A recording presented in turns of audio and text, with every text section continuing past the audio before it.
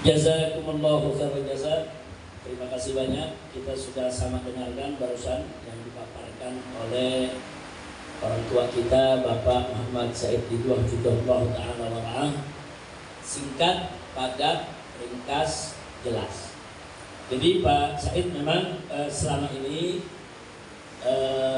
walaupun saya lebih banyak di rumah memulihkan kesehatan dan lain sebagainya, kita terus memantau, kita terus memonitor, dan kita terus mengikuti, yaitu perjuangan kawan-kawan di PIK 2 sejak awal sampai hari ini. Dan kita sudah banyaklah dapat informasi, begitu juga dari Pak Marwan yang sudah beberapa kali datang kemari. Jadi ya, ini memang perjuangan yang luar biasa. Dan memang kewajiban kita bersama untuk membela rakyat yang tertindas. Ini bukan hanya kewajiban Pak Said, ini bukan hanya kewajiban Pak Marwan atau kewajiban Pak Sunarto, ini kewajiban kita semua.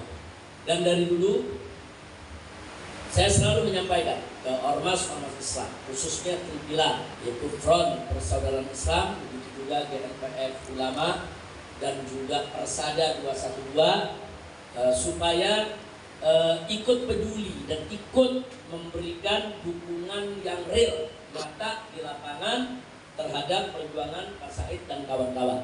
Nah, Pak Said juga perlu tahu, kita berikan sedikit informasi, sebetulnya kelakuan perilaku daripada oligarki yang terkait dengan PIK 2 ini sebelum ada isu PSN dari 2018.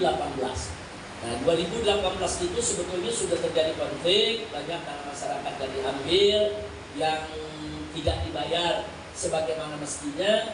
Dan dulu FPI yang ada di Mauk, yang ada di Projo, yang ada di Tangerang, sebetulnya sudah bergerak membantu masyarakat untuk mendapatkan haknya. Itu dari 2018. Sebetulnya pembebasan itu sudah terjadi dari 2018. Hanya saja dulu belum ada isu PSN-nya. Nah, jadi dan kezaliman itu sudah terjadi dari 2018.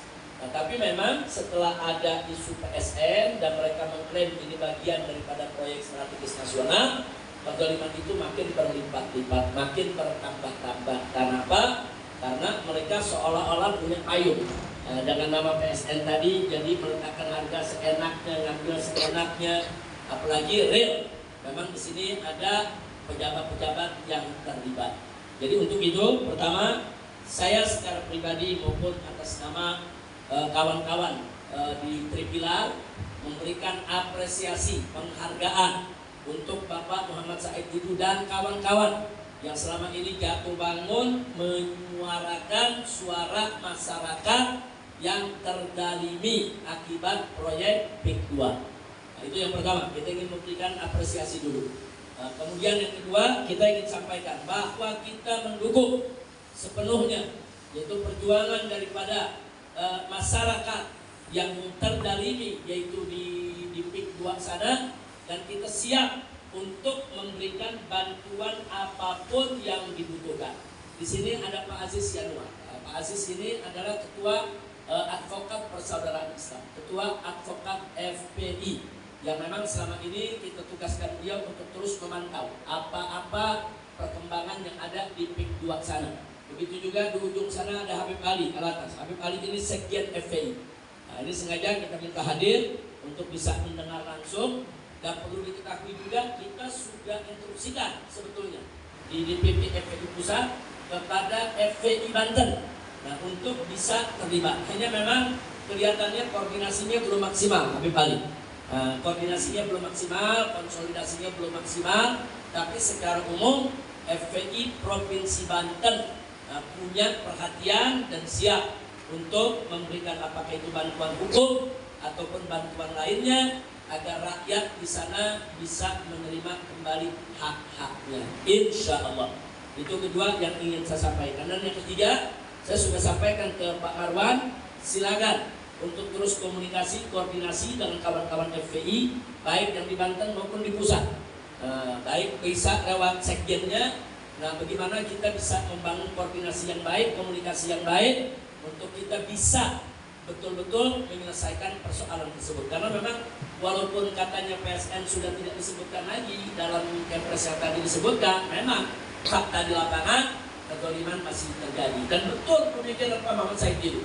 Kalau yang ada di sekitar Jakarta saja, kota besar, orang bisa ditindas begitu, bagaimana yang ada di daerah jauh, bagaimana di Kalimantan, bagaimana di Sulawesi, bagaimana di Papua. Nah, jadi bukan kita menuduh, tapi memang real faktanya seperti itu.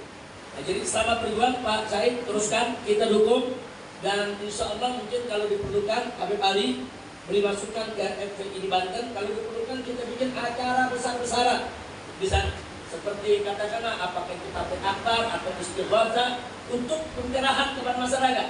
Nah, kita undang nanti dai-dai, ustaz-ustaz, penceramah-penceramah yang betul-betul menguasai persoalan dan bisa memberikan motivasi. Insya Allah, selama saya sehat, tidak ada halangan. Cuma jangan sampai begitu bikin acara istri melahirkan. Sebab lagi nunggu hari.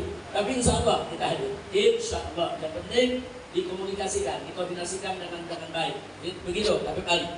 Nanti bahkan kita akan ajak Imam FPI Pusat, pimpinan FPI Banten.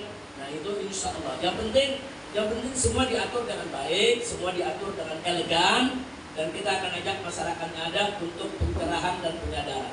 Insya Allah itu yang bisa kita sampaikan. Jadi ini di sini juga ada beberapa wartawan, disebarluaskan saja untuk seluruh masyarakat yang ada di Banten sana. Jangan biarkan diri kita tertindas, jangan biarkan diri kita dizalimi. Bangkit melawan, ya, kezaliman harus dilawan. Takbir, sallu ala nabi. Nah itu yang bisa kita sampaikan. Ada catatan lagi tambahan?